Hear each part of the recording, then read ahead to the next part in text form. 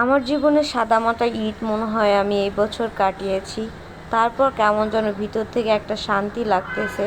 আসসালামু আলাইকুম, সবাই কেমন আছেন? আশা করি সবাই ভালো আছেন। ঈদের ভিডিও এবার আমি এখনও ছাড়িনি, তো 1 মাস হয়ে গেছে ঈদের। এখন আপনাদের সাথে ঈদের ভিডিও শেয়ার করব।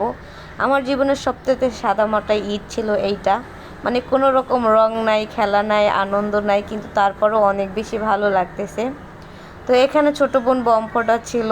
এটা ছিল চাঁদ রাতের দিন, এবং সন্ধ্যার সময় আমি বসে বসে সিঁড়ির উপরে বসে বসে তারাবাতি জ্বালাচ্ছিলাম। যেহেতু আগের দিনগুলা আমার জীবনে আর আসবে না, আমি আর ওভাবে দৌড়াদৌড়ি করে খেলতে পারবো না, কিছুই করতে পারবো না, তো বসে বসে সিঁড়ির উপর বসে বসে তারাবাতি জ্বালাচ্ছিলাম। এখানে সবাই পিচি পাচিরা বম ফুটাইছিল, আর আমি ওদের এগুলো দেখে অনেক বেশি উপভোগ করতেছিলাম।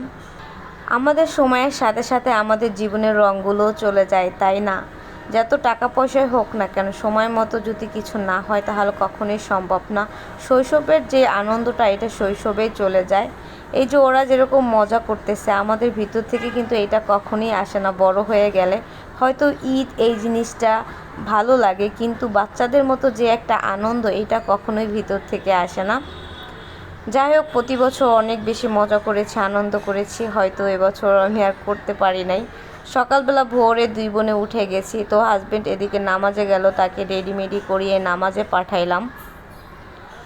তো এরপর আমরা একটু রাস্তার ভিতর যাচ্ছিলাম, যে রাস্তায় দেখি সবাইকে দেখতে পাই কিনা, কিন্তু রাস্তায় এসে দেখি সবাই নামাজে চলে গেছে। রাস্তাটা পুরাই নিস্তব্ধ, ফাঁকা।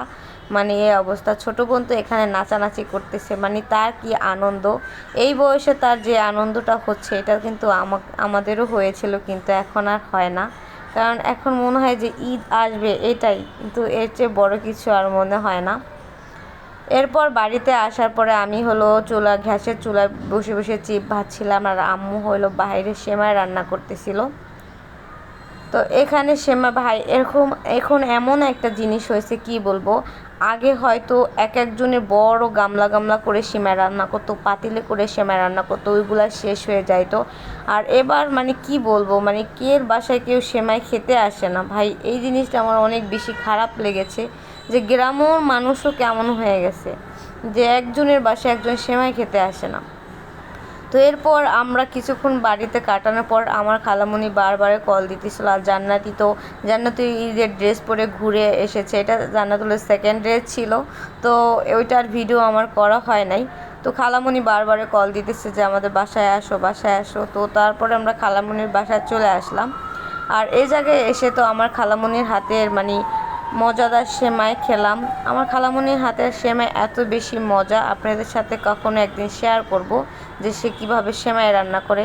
দেখতেই লোভনীয়, খেতে তো মানে কি বলবে, এত বেশি মজা।